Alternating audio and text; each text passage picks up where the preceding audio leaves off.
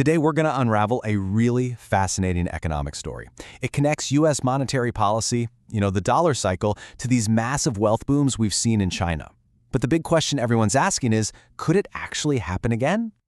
So this is really the central question from our source material. And it's a huge one, right? Because it kind of assumes that history is just going to repeat itself. But will it?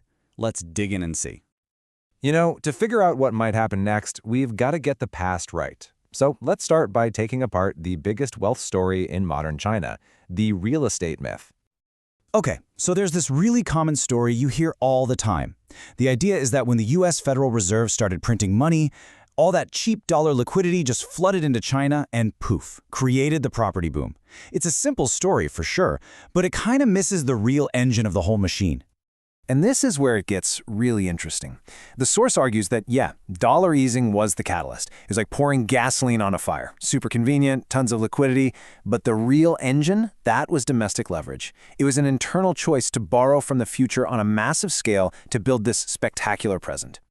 So what do we even mean by leverage here? Well, the source puts it beautifully. It calls it the art of exchange. Think about it. A family takes out a 30-year loan, often pulling together money from the couple, their parents, even their grandparents, what's sometimes called the 6 wallets.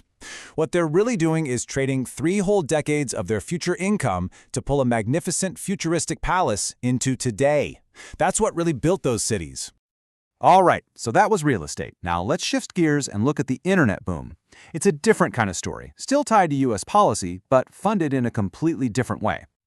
And this really shows you the key difference. The property boom was all about internal debt, Chinese banks making loans to Chinese buyers. But the internet boom, that was fueled by external equity. This was American venture capital, big money from outside, placing bets on the future of Chinese technology. This quote from the source just perfectly captures the vibe of that time. When interest rates are basically zero in the US, these giant pools of capital have to go looking for growth somewhere, anywhere in the world. And they basically show up, cash in hand, just asking, all right, who here still has a dream we can fund? And that's really what venture capital is, in this context. It's money from huge American institutions, like pension funds, that's got to find a home. When safe investments at home are paying you next to nothing, that money turns into a global hunter looking for the next big thing, high risk but super high reward. And for about a decade, China's tech scene was the best story on the planet. Okay, so we've seen how internal debt fueled one boom and external equity fueled another. Now we can finally tackle that big question we started with. Why won't history just repeat itself this time around? And this gets to the absolute core of the argument. Look, for all that liquidity to flow back in, capital has to want something from China. It's not a gift, right? It's a transaction. So the question is, what's on the table today? This slide lays it out perfectly.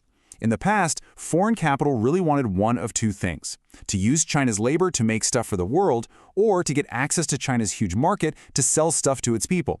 But the reality on the ground today has completely changed the math for both of those things.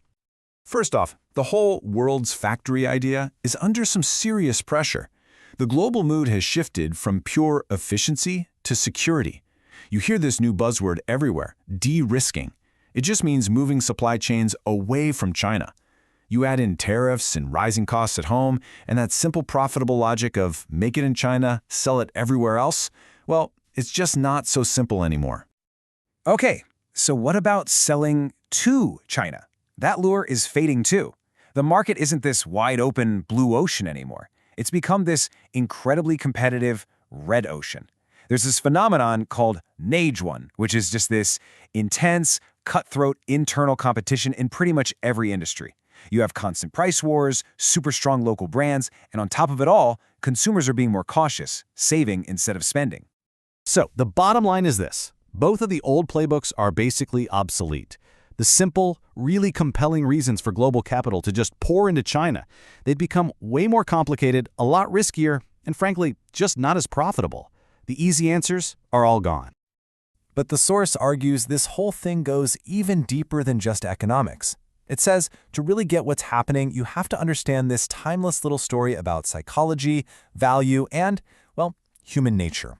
In this quote right here, it gets to the absolute heart of the parable.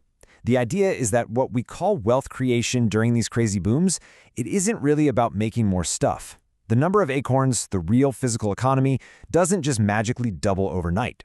What changes is us, our perception, our expectations, our feelings. The story is super simple. A zookeeper tells his monkeys, okay, you'll get 3 acorns in the morning and 4 in the evening. The monkeys go bananas, they're furious. So he says, okay, new deal, 4 acorns in the morning, 3 in the evening. Now the monkeys are ecstatic. The total is exactly the same, it's always 7 acorns, but their perception of wealth, driven by wanting more now, changed everything. And this is how it connects directly to finance. The acorns, that's real wealth. It's the actual stuff an economy produces. That number changes, but pretty slowly. But the monkey's feelings? That's valuation. That's the stock market, the property market. It's all driven by expectation, hope, fear, and greed. And it is incredibly volatile. These wealth myths aren't booms in real production. They are booms in valuation. When you really strip it all down, this is the human transaction at the very core of these cycles. One person, the borrower, is trading 30 years of their future freedom to get an asset, that amazing palace, right now. And the other person, the lender, is trading their capital today to get a claim on and really power over someone else's future. And the source makes this one final, really powerful point. The tragedy in these boom and bust cycles isn't necessarily caused by the system, by the zookeeper. It's driven by us, the participants, the monkeys, who let ourselves get swung around by these extreme emotions of greed on the way up and fear on the way down. Which kind of leaves us with this final thought, right? In this huge, complicated game of wealth and valuation, it's probably worth asking ourselves, who's the monkey? And maybe more importantly, what piece of your future are you trading for those extra acorns in the morning?